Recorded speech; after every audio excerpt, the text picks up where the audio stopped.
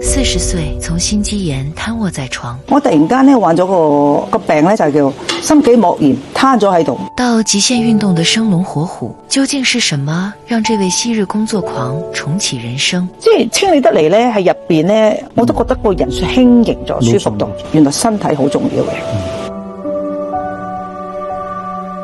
你講起嚟咧，我喺香港工作40零歲到啦。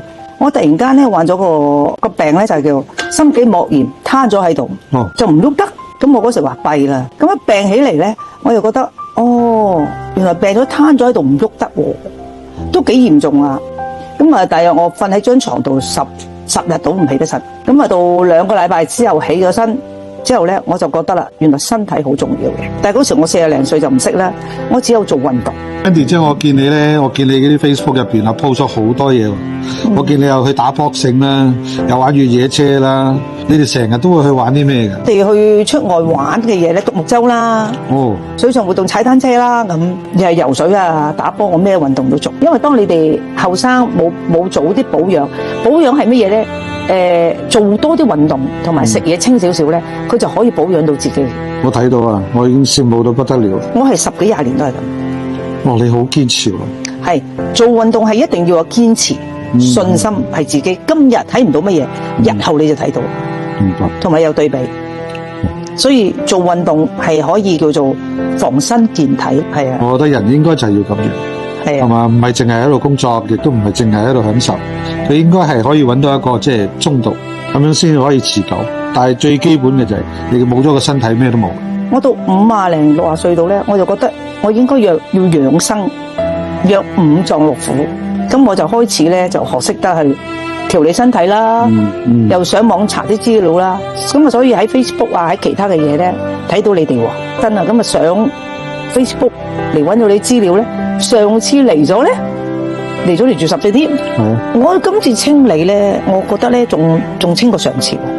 當然啦，係啊，即係清理得嚟咧，喺入邊咧，我都覺得個人輕盈咗，舒服到。因為我塊面咧係有攤嘅，面攤同埋面色啊，眼好眨嘅，而家我都有少少噶。咁但係咧，我做完之後咧好多喎。咁我承諾話我家姐都好多嘢。你知啦，而家幾廿歲，好多個身體上都有毛病嘅。係，嗱，今次我帶咗我家姐嚟啦，而家姐你好。今次我細妹帶我過咗嚟，咁咧咁個醫師話我腰骨點，俾個醫師推咗，咁就舒服咗。係啦，咁我都好多謝個醫師同埋阿 Manny。我哋其實喺度做呢個目的都係，即係希望有一個地方可以俾到大家，即係叫休息啦、充電啦，係咪？但係最緊要就先將我哋個身體充電先。係有咗身體啦，咁你先再會生發智慧，身心靈，即係要有身先活到心，係嘛？最後先可以有力。Mandy 姐，你又成日都去養生啦，即係又好早就開始懂得去養生啦。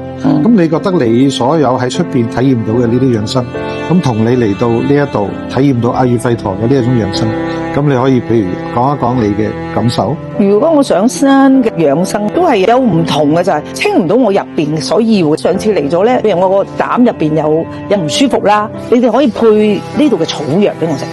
我即刻對症下藥，去解到我入邊所要。其實阿育吠陀咧，其實一路講緊嘅咧，要先清後調再補。清其實就係阿育吠陀比較完善，因為包括佢都好科學嘅。其實佢重點嘅咧，其實就係慢慢將我哋身體入邊嘅呢啲污糟嘢啦，係嘛，慢慢清咗佢出嚟。當佢清咗之後啦，咁佢嘅身體自然佢就會慢慢恢復翻佢正常嘅嗰個運作。其實嚟到呢度，其實都係一種放鬆啦，充電。充電。真係，我哋人生要充電嘅，真係到咗40零50歲吓，真係更加要珍惜下自己啦。所以我就值得嚟呢度，值得再翻轉頭嚟呢度。好啦，多謝你，下次再嚟過，下次再嚟過。我哋好快又再見面。好快再見面。我諗係3、4月度咧。好。嗰個天氣比較熱少少，暖啲嚟。好。就係咁。